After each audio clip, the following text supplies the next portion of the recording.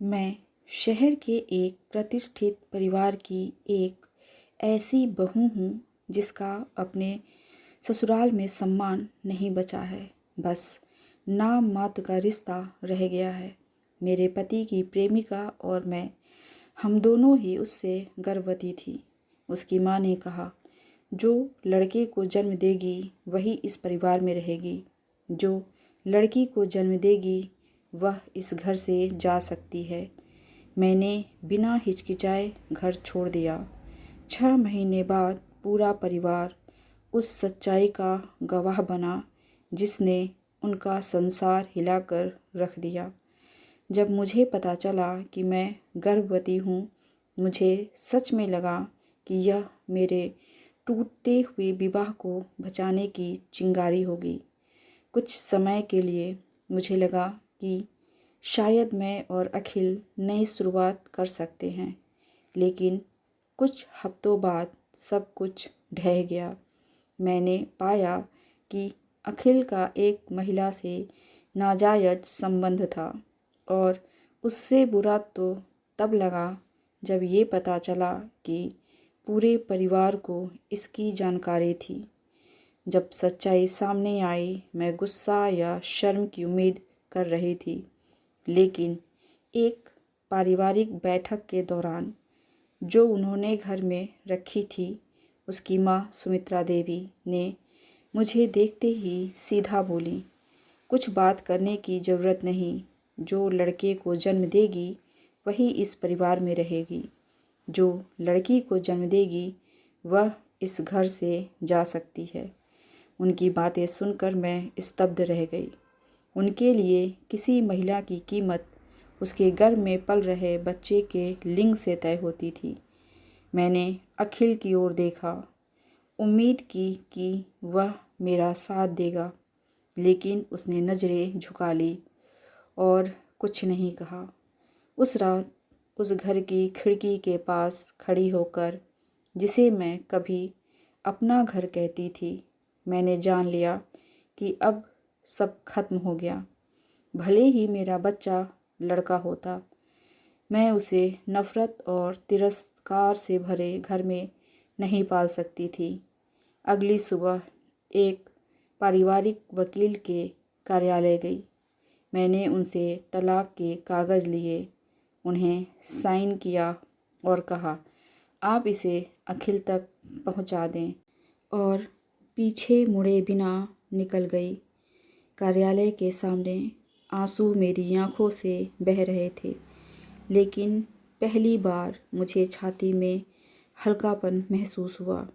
दर्द कम नहीं हुआ था, लेकिन मैंने आज़ादी चुनी थी, अपने बच्चे के लिए और अपने लिए। मैं लगभग खाली हाथ गई। कुछ कपड़े, बच्चे की कुछ चीज़ें और नए जीवन की हिम्मत। लखनऊ के एक छोटे से अस्पताल में रिसेप्शनिस्ट का काम किया। शुरुआती दिन तनाव से भरे थे, पर जैसे जैसे मेरा गर्भ बढ़ा, मैंने फिर से हंसना शुरू किया। अस्पताल के सहयोगी कर्मचारियों ने इसमें मेरी बहुत मदद की। मैं पुराने सारे दर्द भूलकर फिर से जी उठी। मेरी माँ और कुछ करीबी दोस्त मेरी असली परिवार बन गई।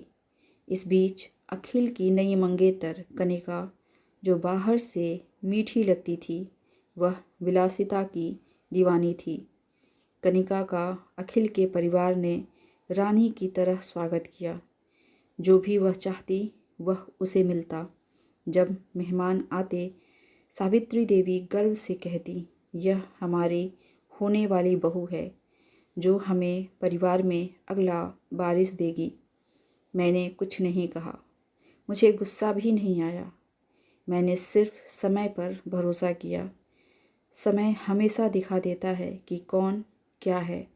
कुछ महीनों बाद मैंने लखनऊ के एक सरकारी अस्पताल में बच्ची को जन्म दिया। एक नन्ही स्वस्थ बच्ची जिसकी आंखें सूर्य जैसी चमकदार थी। जब मैंने उसे अपनी बाहों में लिया तो सारी पीड़ा गायब हो गई। मुझे बिल्कुल परवाह नहीं थी कि वह लड़का नहीं थी। जैसा कि मेरे ससुराल वाले चाहते थे। वह जीवित थी, वह मेरी थी और यही सबसे महत्वपूर्ण था। कुछ हफ्तों बाद मेरी एक पुरानी पड़ोसी ने मुझे बताया, कनिका ने भी बच्चे को जन्म दिया था। पूरा परिवार उत्सव में था। गुब्बारे, मिठाइयाँ, संगीत। लंबे समय से इंतज़ार किया गया वारिस आ गया था। लेकिन एक शांत दोपहर मोहल्ले में एक अफवाह फैलनी शुरू हुई। एक अफवाह जिसने सब कुछ बदल दिया। बच्चा लड़का नहीं था और उससे भी बुरी खबर, बच्चा अखिल का नहीं था। अस्पताल में उन्होंने रक्त समूह की जांच में पाया कि बच्चा अखिल का नहीं है।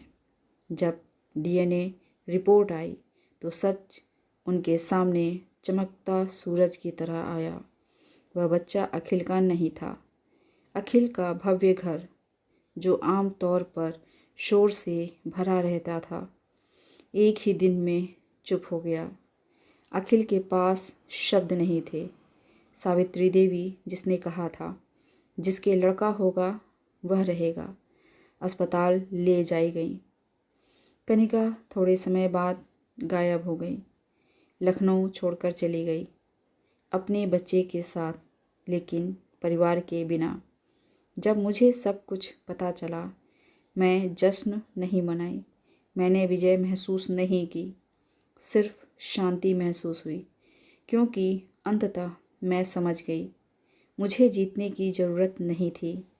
भलाई हमेशा ज़ोर से नहीं बोलती, कभी कभी यह चुपचाप इंतज़ार करती है और जीवन को खुद बोलने देती है। एक दोपहर जब मैं अपनी बेटी नबी को दोपहर की नींद के लिए सुला रही थी, आकाश नारंगी था। मैंने उसके गाल को सहलाया और धीरे से कहा, मेरी बच्ची, हो सकता है मैं तुम्हें एक परफेक्ट परिवार न दे पाऊँ, लेकिन मैं तुम्हें एक शांत जीवन देने का वादा करती हूँ। एक ऐसा जीवन जहाँ कोई महिला या पुरुष किसी से बड़ा या छोटा न हो। एक ऐसा जीवन जहाँ तुम सिर्फ अपनी वजह से प्यार पाओ। बाहर सब शांत था, जैसे दुनिया सुन रही हो। मैंने आंसुओं के बीच मुस्कुराया। पहली बार ये आंसू दर्द के नहीं थे, ये आज़ादी के आंसू थे।